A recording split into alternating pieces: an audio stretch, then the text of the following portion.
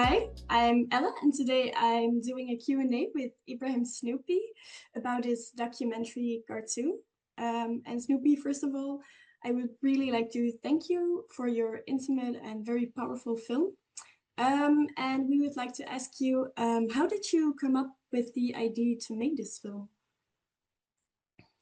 So basically, it started in 2022 when Phil Cox came to Sudan with an idea, and he did a joint collaboration with Sudan Film Factory, which is run by Talal Afifi. So they both came up with the idea of having this open call for emerging filmmakers and to do a story about the city of Khartoum. So then we all submitted our stories and we got selected. And then we did a workshop on how to tell all these stories together and how to weave them together so that it can be one full story instead of just fragmented ones. So that's pretty much how it started. And unfortunately, because of the war, we didn't film the last part of what we wanted to film.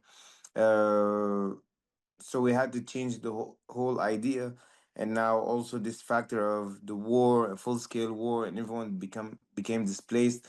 And even the participants themselves were living in harsh conditions, so we wanted to tell that story, but because it was difficult to film in Sudan or merely impossible, so we had to find an alternative idea of how to tell their stories in a creative way, and that's where we used like the interviews and the green screen and the reenactments. So, what would you like the public to take with them from this film, and what would you Oh, like to have okay.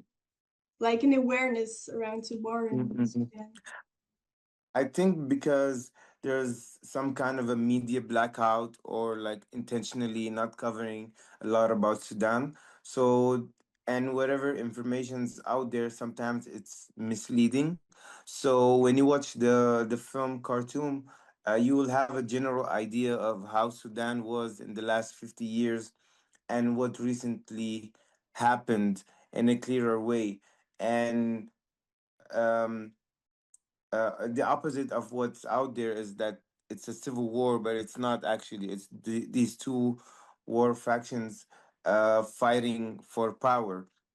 So that this is what mainly what we want people to go out, to walk away with, and also, um, after watching the film, it's clearly that people still need help on the ground, and until this day, even after 1 year of making the movie, conditions aren't that great. In some areas it's becoming worse, so whoever's out there who can have some kind of support or just to keep the conversation out there, talk about Sudan as much as possible within your capacity.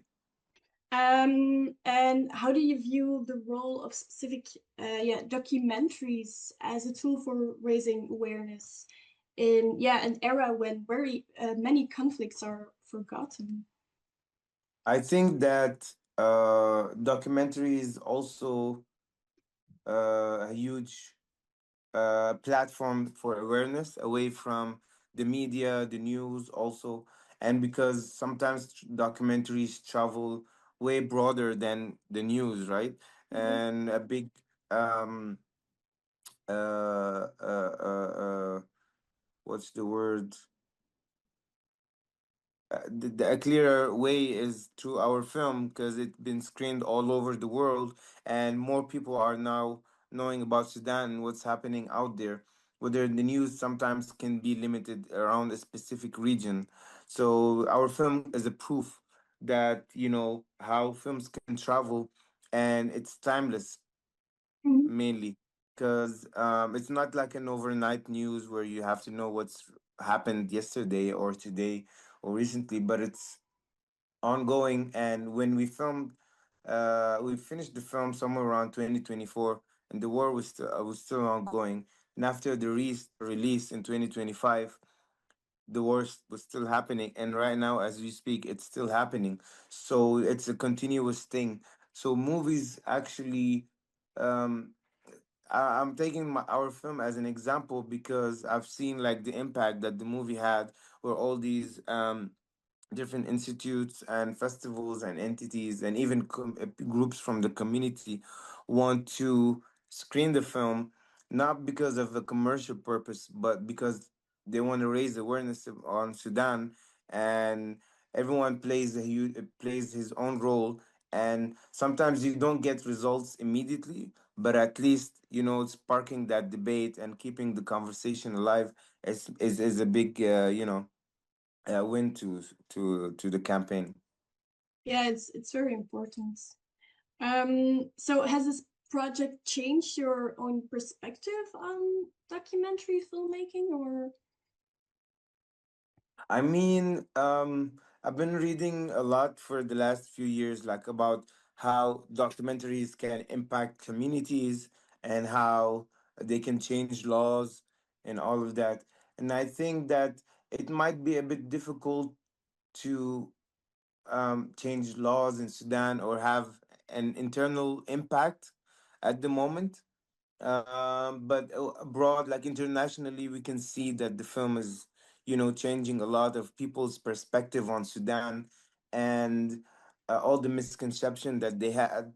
And when people, when the film ends in theater, people come up to me and ask me about Sudan, and they're shocked about the culture and a lot of things, and they're impressed about how Sudan is in real life and away from what's on the media. yeah? And so, like you said, your film tackles, yeah, a heavy theme, yet it is very intimate and very powerful. And was this the initial goal when you guys were making the film?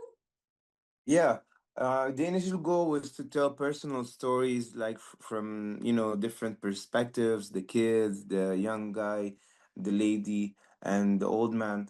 It's the same, but what I mean, I can't say that it's changed, but we added like the war, to the story. It wasn't there, and since documentary is also about reality, so we can't neglect the fact that there's a full scale war and it affected everyone in the movie. So we had to add that in a creative way. I mean, Mhm. ideally, it would have been great if we went back to Sudan to shoot, but it was very dangerous. And already we had issues even before the war with filming with the characters. So let alone after the war, it would have been way more intense and dangerous. Mhm. And so what also was very standing out in this movie, that the backgrounds you use with the green screens are like Mm, sometimes representations of the lost mm, environment, but sometimes they are very colorful and just like mm, imaginative visualizations. So mm, how did you decide to use those colorful backgrounds and those imaginative mm, visualizations, like Majdi flying on a mm, dove? And was this mm. like in consultation with the characters? Yeah, because we were living all together in shared apartments when we first came in Nairobi. And we always had these conversations late night, like what are we gonna do? How are we gonna do the scenes and all of that? So also part of the story is that we're not always desperate and then feeling bad in wars and all those kind of things. For sure it's our reality, but it's not the only part of the reality. There's also the other side where people have dreams and ambitions, Mhm. and you can be in a war zone and you can still feel happy.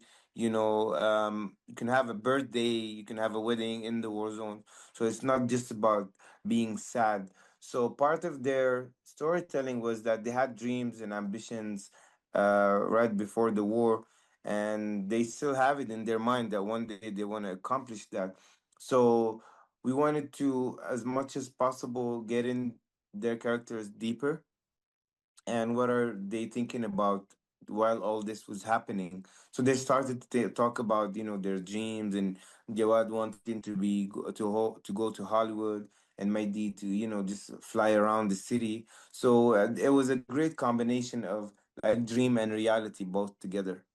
Mhm. All right, and already my last question. Can you tell us what will stay with you the most from making this documentary? I think that the process of making the film itself, because you can have the story there ready and you can work on it for years, but overnight everything can change, and you have to like adapt and keep constantly um, developing the story while you're filming, because there's no such thing as a fixed thing in Mhm. documentary. Like the ideal thing would be like whatever you had in mind, you would film and then edit, but through different stages, everything changes totally. Like the way that you write and what you shoot and what you edit, everything's different. So I think that I what I learned also is that I don't have to be stubborn on specific idea. I have to always adapt and adjust to the circumstances, and I will take that with me for in every project that's a documentary, because sometimes you can be upset of, not having the same vision that you had in the beginning and what it ended, but it can always be something, better. Maybe not all the time, but it definitely can improve, and you just have to be flexible with the output. And also one of the things that the key thing in I think every project, not even documentary, is to have like a high team spirit. Mhm. The more you collaborate with people, the more you're open, the more creative and great ideas pop up, because everyone would be more excited to share this idea and how you will receive it and how you will implement it in the movie. Mhm. Yeah, I think what you just said is very visible in your documentary. Yeah, thank you.